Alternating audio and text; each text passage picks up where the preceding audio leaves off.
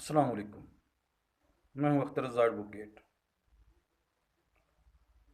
آج ہم اپوزیشن کے ایک نئے رویے پر بات کر رہے ہیں کہ کچھ عرصہ پہلے اپوزیشن ایک راگ مسلسل الاپ رہی تھی کہ فوج غیر جانبدار رہے اور نیوٹرل کردار ادا کرے۔ فوج تو نیوٹرل کردار ادا کر رہی ہے اور وہ وہی کر رہی ہے جو اس کی ڈیوٹی ہے۔ اپنے فرض سے وہ غافل نہیں ہے اور سیاسی معاملات میں وہ دخل دینے سے گریزاں ہے، اور یہی اپوزیشن کی خواہش تھی۔ لیکن اب چونکہ صورتحال تبدیل ہوئی اور اس صورتحال کے بدلنے سے اب اپوزیشن نے ایک نئی بات اور نیا راگ الاپنا شروع کر دیا ہے کہ صرف نیوٹرل رہنے سے بات نہیں بنتی، فوج اپنی پوزیشن واضح کرے۔ گویا اب فوج نیوٹرل نہ رہے بلکہ وہ بتائے کہ وہ کہاں کھڑی ہے اور کس کے ساتھ کھڑی ہے۔ اب یہ اپوزیشن کا نیا بیانیہ سامنے آیا ہے اور وہ مسلسل فوج کو، جو کہ ایک حساس ادارہ ہے، سیاست میں گھسیٹنے کی کوشش کر رہی ہے، جو کہ بالکل ایک غیر منطقی بات ہے اور ناموزوں بات ہے۔ اپوزیشن اب فوج کو اپنے حق میں استعمال کرنا چاہتی ہے۔ دراصل جب سے یہ سیکیورٹی کونسل میں، نیشنل سیکیورٹی کونسل میں خط کو دیکھا گیا ہے، اس کے کنٹینٹس سامنے آئے ہیں، اس پر اس کونسل نے اپنا ویو دیا ہے کہ یہ سازش سے ملتا جلتا کنٹینٹ ہے اور سازش کو نظر انداز نہیں کیا جا سکتا، جس سازش کے تحت عمران خان کی حکومت کو ہٹانے کی کوشش کی جا رہی تھی۔ اس کے بعد اپوزیشن سیخ پا ہو گئی ہے اور اسے سمجھ نہیں آ رہی کہ وہ کیا کرے، اور یہی منٹس اب سپریم کورٹ میں بھی پیش کیے جا رہے ہیں۔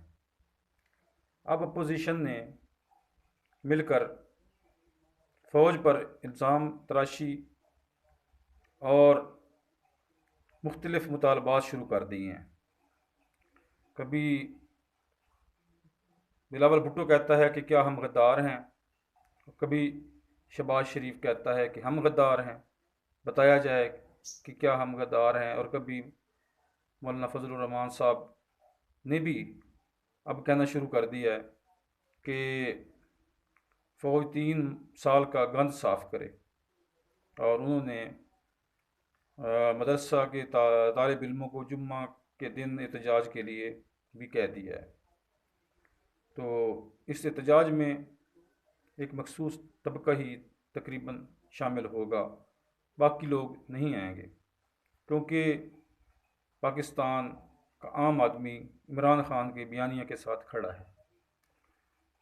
تو اب یہ صورتحال ایک طرف ہے، دوسری طرف یہ صورتحال ہے کہ سپریم کورٹ نے بھی یہ دیکھنا ہے کہ کیا آئین کی خلاف ورزی ہوئی ہے یا نہیں ہوئی۔ اگر آئین کی خلاف ورزی نہیں ہوئی اور محض کوئی پروسیجرل میٹر ہے جس میں غلطی کی گئی ہے یا کوئی رول کی خلاف ورزی ہوئی ہے، تو اس کے لیے سپریم کورٹ کوئی انٹرفیرنس کا راستہ نہیں کھولے گی۔ وہاں سے بھی اپوزیشن کو مایوسی ہوتی نظر آ رہی ہے۔ ایسے حالات میں اپوزیشن اب مشتعل ہو کر فوج کو بھی دھمکیاں دینے پہ اتر آئی ہے اور دوسرے بھی محاذ کھولنے کی کوشش کر رہی ہے، جو کہ انتہائی غلط طریقہ ہے۔ اگر اپوزیشن جو کہہ رہی ہے اور کرنا چاہتی ہے، اگر اس راستے پر چل پڑتی ہے تو یہ ایک انتہائی غلط فیصلہ ہوگا، اور فوج کو دھمکیاں دینا اور گھسیٹنا پاکستان کے فائدے میں نہیں ہوگا، بلکہ یہ آگ سے کھیلنے کے مترادف ہوگا۔ اپوزیشن اپنی غیر اخلاقی اور گرتے ہوئے مارل کو اوپر لے آنے کے لیے کچھ بھی کرنے کو تیار ہے، لیکن حقیقت یہ ہے کہ اپوزیشن ایکسپوز ہو گئی ہے کہ وہ اپنے ہڈن ایجنڈے کو پایہ تکمیل تک نہیں پہنچا سکی۔ اب کیا کرنا چاہیے؟ اب دیکھیے، کئی راستے ہیں۔ ایک راستہ ہے کہ مل بیٹھ کر پاکستان کے لیے سوچیں۔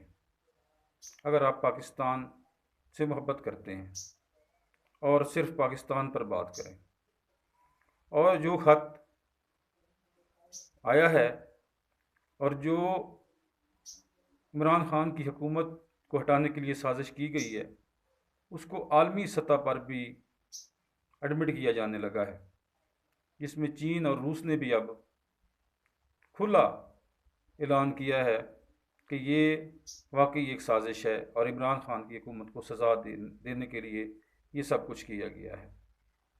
حالات سارے اپوزیشن کی کنٹرول سے باہر ہو گئے ہیں، اور ان کا سارا خواب اور خفیہ پلان چکنا چور ہو گیا ہے۔